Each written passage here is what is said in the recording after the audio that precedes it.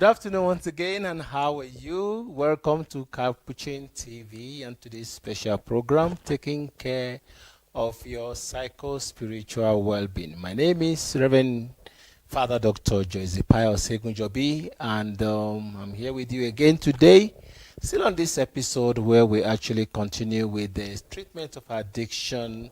The last time somebody was asking me after the program, by the way, can addiction be a sin? If somebody is addicted, can we really say that person has committed sin to be addicted? And that becomes a very big question that is very debatable because it depends from which perspective you are actually looking at the concept of addiction. So, of course, if you look at addiction from a disease model, where we say that addiction is the disease of the brain, the question you may be asking is that if it is a disease, how can a disease be a sin?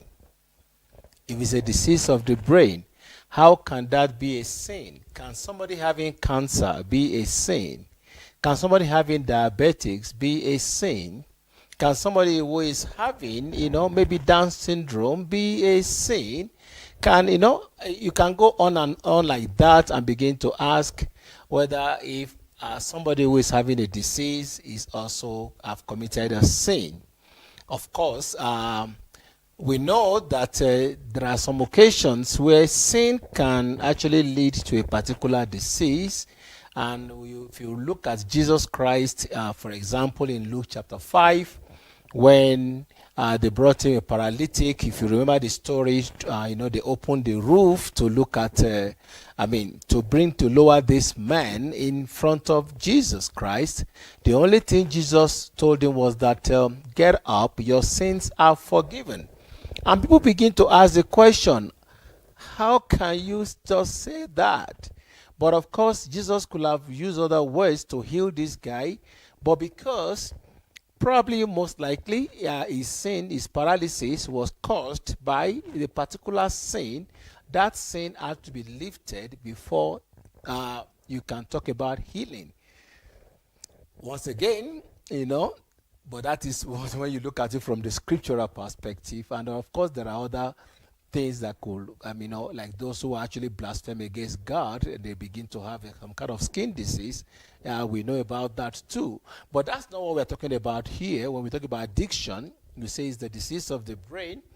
But again, that's from one perspective when you look at it as from a disease model. So again, the question will be, can I be committing sin because I'm sick? Or can my sickness be a sin? Again, I'd like to refer to Jesus. Remember the man that was blind, and he said, whose sin was it? Was it the father or the mother? Who sinned? Why was he blind? Meaning that it is possible for somebody's sins to cause that. Well, in the religious sense, but biologically, there will be no connection between sin and sickness. Biologically, like I said, but we know there are things that we know that are more than just biology. There is also the spiritual, also the psychological. A lot of even social factor can cause certain sickness, and especially for those of us in Africa, we know that there are certain things you can do against the society or the culture where you live in that can actually cause you either physical or psychological sickness or disorder. And we know that happens, even though sometimes if you still want to put that on that 1 + 1 = 2 in science, we may still not really come to say, well, this or that is the cause. And of course, there are people that have been taken to the hospital and they will just tell you, please go home. We can't deal with it here in the hospital. Meaning everything is not about physical. So when you talk about the addiction in the concept of sin, when you want to actually look at it, whether it could be sin or not, first, we have to understand what people call sin. So again, what is sin? Sin is a transgression of the law. When you mean that there must be a law before you start talking about whether something is a sin. And of course, St. Paul also talks about that in Romans chapter 7, or chapter 5, chapter 6, chapter 7, that you see, if there is no sin, if there is no law, there is no sin. Where there is no law, there is no sin. Meaning there have to be law first before you start talking about sin. When we talk about Adam and Eve committing sin, there was law first. God first made the law, do not eat of this fruit. Okay? So when there's that law, when you violate it, then that can be sin. So when you look at it from that perspective, you can begin to look at addiction also. What do we call addiction? Of course, it depends on what type of addiction you are talking about. Are you talking about AOD addiction, which you call alcohol and other drugs addiction, or you are talking about behavioral addiction? For some behavioral addiction, again, it depends on how you want to look at it. We'll be checking that later. Maybe the concept of sin may not really come in perfectly, but it could be in some areas, and I will explain later. But when you talk about AOD, we know that there are laws guiding the use of alcohol. Of course, there are laws guiding the use of substances like heroin, cocaine, whatever. There are laws about them, and that's why we talk about some drugs to be illegal. So when you start taking drugs, even when you have not gotten to the level of addiction, just using any drug that is illegal, that could be a sin in a way. It could be a sin, and of course, if you now get addicted to that substance, while it is still, I will still agree very much that it's still the disease of the brain. Yes, it is equally a sin because you are addicted to a substance that is illegal. So meaning you are transgressing against the law. So when they tell you when you are drunk, don't drive. So if you are drunk or you have taken alcohol to a certain level that you're not supposed to drive, and you drive at that moment, it means you have committed a sin against the society that made that law. And that is why when you look at this law can be universal. That is a universal law. That's something that guides all across the universe, and it could be the social law, like a societal, cultural, like against customs and kind of a thing. Could be that way. It could be even your family law. Your family may have certain rules that guide you. So when you go against that, it's equally something like a sin. And it could be religious. Of course, we know in religious sense there are many, many sins. There are many, many sins. The sin of omission, sin of commission, sin of unnoticed, mortal sin, venial sin. Talk about it. There are so many things. Of course, all is because there are rules and regulations, there are norms, and that are guiding the practices of the faith, or the activities of the rituals. So when you violate those things, we talk about you have committed a particular sin. And in this case, sin can be also divided into three areas. When you look at it religiously, it could be sin against yourself, because you can actually sin against yourself. When you make rules for yourself and you break that rule, especially in things pertaining to the sacred, then you are committing sin against yourself. Somebody may say, what is the example of that sinning against yourself? Like I said, apart just from making rules and regulations, maybe when you tell yourself, I'm not going to masturbate again. Maybe, of course, religiously masturbation, it's a sin. But then when you make it a personal thing to say, I'm not going to do that again, and you do that again, that's why actually you feel guilty within yourself because you have broken the rule which you set to yourself. So that's sin against yourself. Or when you tell yourself you're not going to take drugs and alcohol anymore, of course, and you still break it, that is sin against your own rules and regulations that you have made for yourself. It could be in terms of others. These sins can be against another person.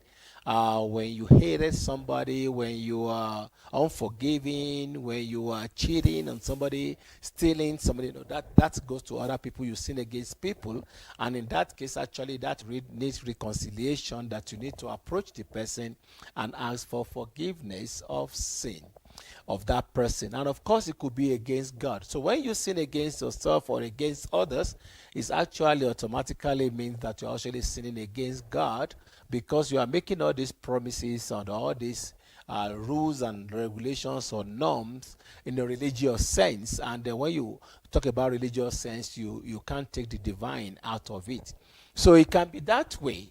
And of course, apart from sinning individual, like I said, you can sin against many things. Even you can sin against animal. Today people talk about that. We even talk about animal rights. Are you supposed to take care of this animal? You have a particular dog in your house. You are supposed to take responsibility to take care of it. But you begin to starve this dog purposefully, not because you don't have food, whatever. You may be sinning against it, So we have sin that can scatter here and there, and sometimes you don't even have to talk about it in religious sense before you start talking about committing sin. But again, when you look at it from transgression of the law. So when you commit sin, that could be some kind of a thing, and we know that some diseases actually they have the consequences of there are consequences of sin. Like I gave you an example. I'll be talking about that when we come back, because when we come back we'll be looking at them really, what part of addiction or which type of addiction or what area of addiction are we talking about that could be sinful. Again, even when it is a disease, and we look at it from disease model, you can also say, yeah, it's a disease, but what causes this disease? And that's how you look at it, whether addiction can be a sin or not. So when you see people get drunk, of course, anyway, we'll talk about that later. They are still committing sin, because the Lord said they are not supposed to get drunk of alcohol or of anything. So is there any connection between addiction and sin? Yes. And there's a connection between sin and addiction? Yes. Because by the time you look at what constitutes addiction, you see that, sin also in itself can be addictive. So when we come back, they will look at that, and then I hope you'll be patient enough to follow with this.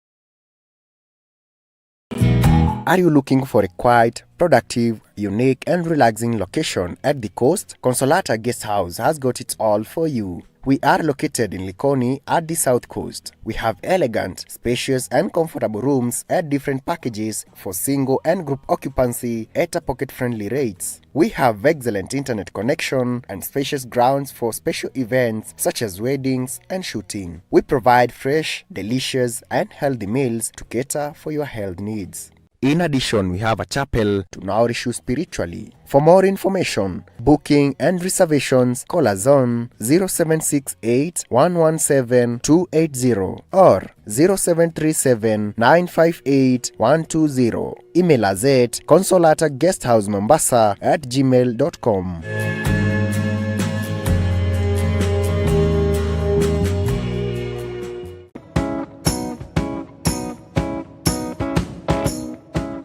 Are you in search of a private home in Rongai, Kajiado County?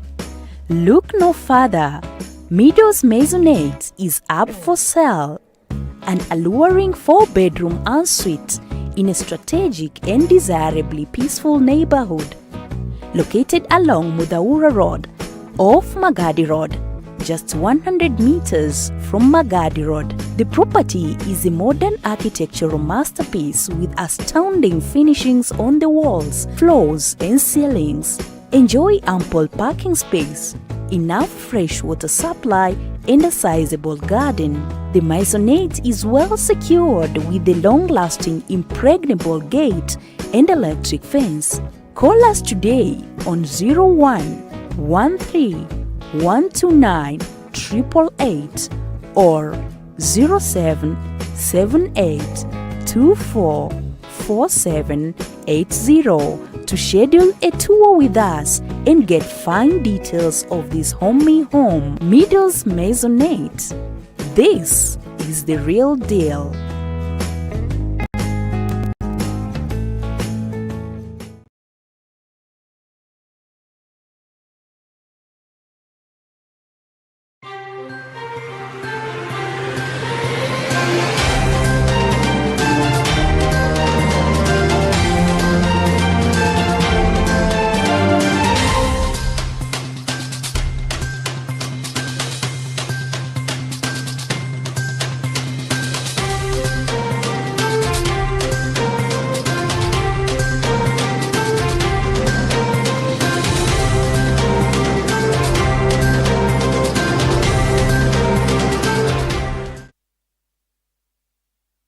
So welcome back to Capuchin TV and to this program, Taking Care of Your Psycho-Spiritual Well-Being. My name once again is Joseph Ayosegunjobi, and this program runs every Thursday from 2:30 to 3 p.m. On every Thursday. So you're always welcome to join us and to be part of this. Occasionally we allow calls in. Today we may not be allowing calls in, but then I hope you are enjoying what we are talking about. Today we'll be talking about the relationship between addiction and sin. And before I left, I was talking about there are some actually diseases, because when you look at addiction from the disease model, there are some kind of diseases that are the consequences of sin. Well, and I was saying just before we went on break that even sin itself, it can be addictive. When you look at the characteristics of addiction, or things that can actually make us classify something as an addiction, sin almost has all that it takes. When we talk about, then you preoccupation of whatever is the substance or the action or behavior of addiction. We know that in sin also, we also preoccupy. We can be preoccupied with it. That And then when you look at the area of you have made effort to stop, but you can't stop.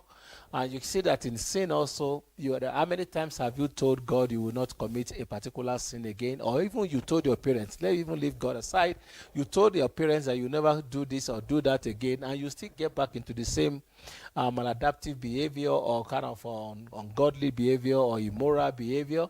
So there are people complain about it. People have, maybe even when people complain about your sin, and then has a negative consequences on you, and still you can't stop it, you still do it. Sin can also be like that in very many ways. So we see that sin in itself is addictive, but we are not looking at sin being addictive now. We are looking at addiction being a sin. So I'll give you some example.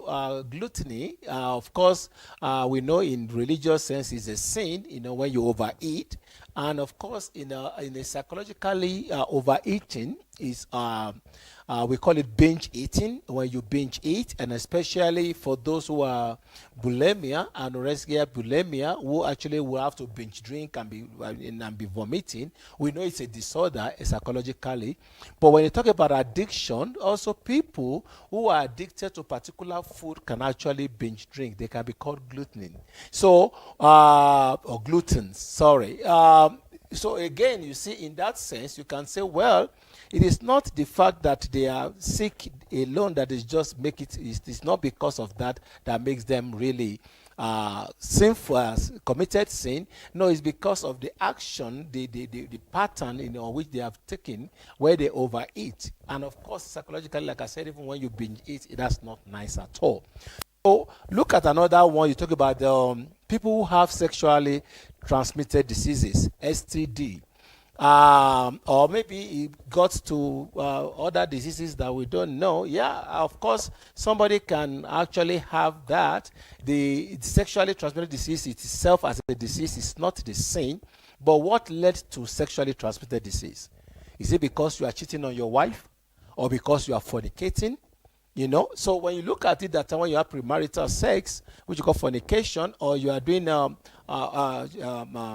adultery, then you can actually do that, or you are doing sex for money, or sex trade, that can lead to all those things. Again, the path to which you become sick of whatever it is, maybe, yeah.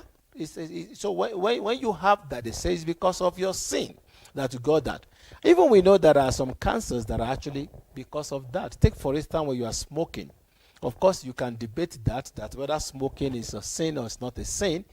But of course, whether it's legal or it's not legal, but it depends on why you are taking it. But we know that if it's harmful to you and they are telling you to stop using it and you are still using it, then it's like you don't like yourself, or you are even sinning against yourself.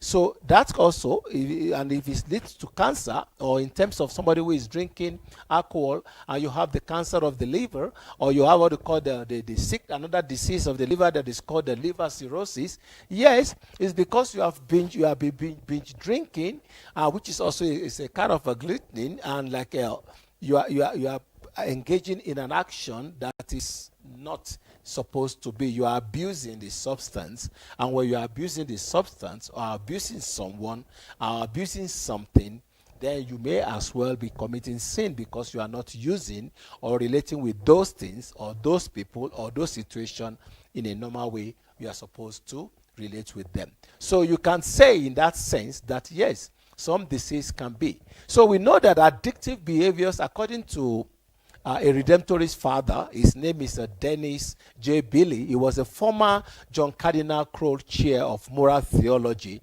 at St. Charles Borromeo Seminary in the U.S. there. And he said that addictive behavior could have elements of sin in it. Addictive behaviors can have some element of sin in it, and it also has element of disease in it. So when you look at it from the disease model, you will be right. But of course, religiously, if you look at them too, you might equally be right, because there may be an aspect. And of course, because issue of addiction in many times actually links to the issue of morality.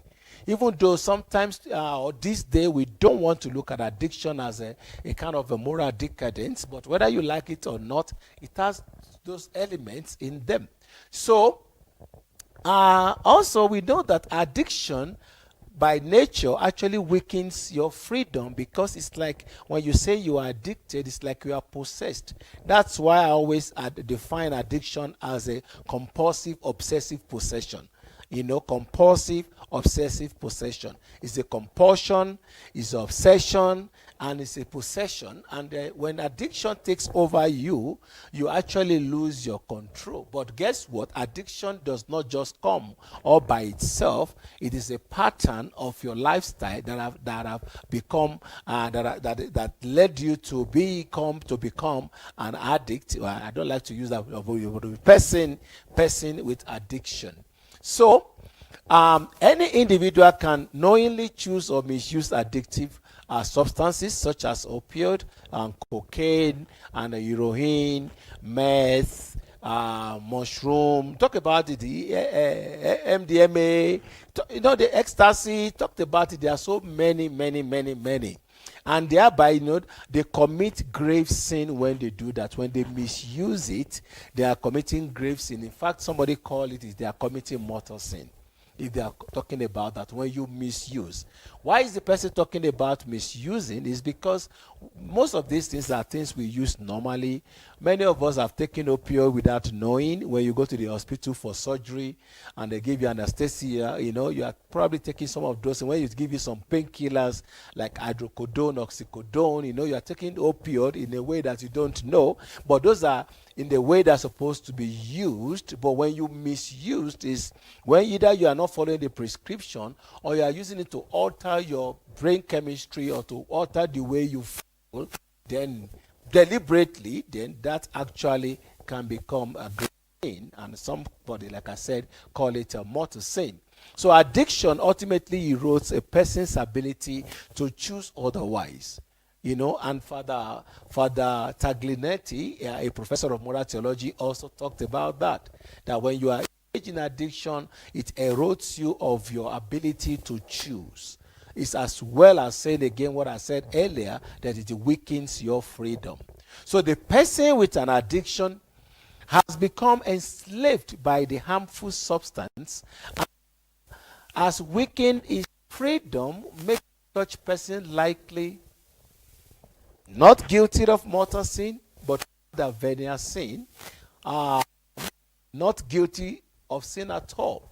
Could be, it depends. So it depends on how you look at it. But whether you look at it, whatever way you want to look at it, when you are no longer in control, but of course you give in at the beginning to lose that control, and then the addiction thing sets in, and then you lose it all, and can make you to actually do things. That's why when, take for instance, if somebody is drunk, dead drunk, and eventually attacks somebody and he kills this person, they can argue in the court, lot of court, that the person is insane.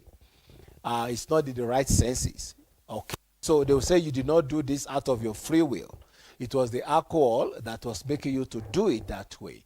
But whether you like it or not, killing, whether you are in your right senses or not in your right senses, is still a sin. Killing may not, it's by all standard, it is, even when you sometimes still say you are defending yourself, when you say I'm defending myself, it is still like, well, you may still be sinning even when you are defending yourself. But in this case, you lose it all because you are not in control. So, and one thing you have to know is that sin disconnects us from God. I repeat, sin by nature disconnects us from God. That's why when Adam and Eve sinned, what happened? They were separated. They were left. They were asked to leave the garden. So that's, you leave the presence of God. That's what it means. So when you commit sin, whether it is known or unknown, discovered or not discovered, people know about it or did not know about it, it disconnects you from God. And so addiction can also do the same thing. Equally can be a way of you being disconnected from God. Take for instance, when you are high, you can do a lot of things without minding God or not God. You can blaspheme, say things, make jokes. You can, all and all, you can do a lot of crazy stuff because you are high and you are not in your right senses. You are not in control. You don't have any intention, whatever your mind abstracts, you say or you do. You see, it's a kind of a disconnection from yourself. And someone with addiction is capable of sinful acts, like we talked about the other time. Like in your addiction, or when you are high with your drug or alcohol, or you are performing an action that is addictive, that is also sinful, you see yourself is capable of using foul languages, dirty languages, immoral languages. You are also capable of being, violent, and then you can also commit murder. And you can also commit adultery or fornication. That's why you see there's a high level of adultery and fornications, or what we call unwanted sex, or unprepared. How do I qualify that right now? Premarital sex, when you are actually under the influence of a particular substance or alcohol. And of course, you can lie. And we see people with addiction lie a lot. They lie to themselves, they lie to their loved ones, they lie to God, they lie to everything possible. They do a lot of lies. And that is why it becomes very difficult to take the word of the person with addiction for it. So it becomes even in trusting them, even though we are supposed to trust, to believe, to understand the struggle, but the fact that they lie a lot makes it difficult. And of course, they engage in stealing.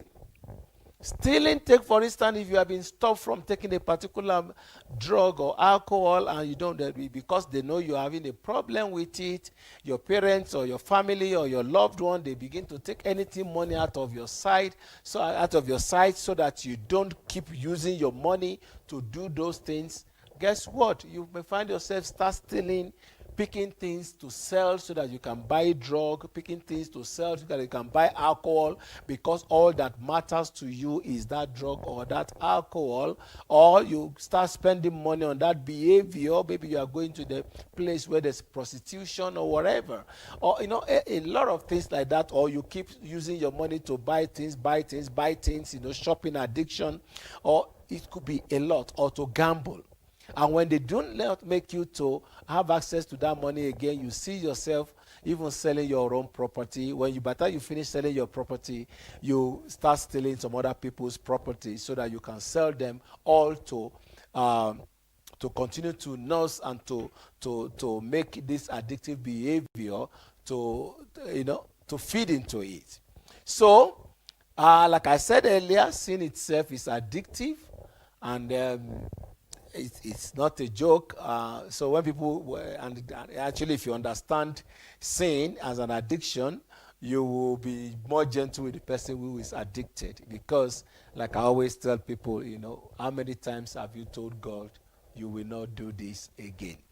How many times have you told God you will not do this again? How many times have you returned to the same very thing that you say you will not do again? So if you know how difficult it is for you to also do that, to keep, call it sober, or to abstain, or to actually stop sinning, to repent, when you look at with somebody who is also addicted, it may be difficult for that person also to stop, because it is the same issue. But again, like you in repentance, we still try to repent and asking God to help us.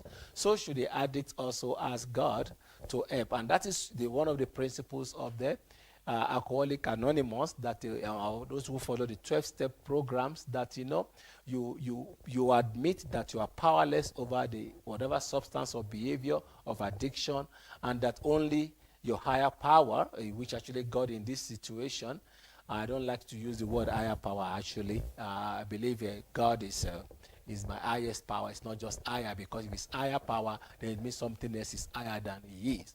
But if you say God, in this sense, only God can restore you back to sanity. So, and that is why I pray that God will also visit you at this time if you are struggling with one addiction or the other, and help you to discover the path through which you can be redeemed from it. So, can addiction be sinful? Yeah, in a way, but not all the time, but in a way. Thank you very much for listening for today's program. I will see you again next week. And again, my name is Joseph Segunjobi, and running this program, taking care of your psycho-spiritual well-being. You meet us again every Thursday, 2:30 to 3. God bless you.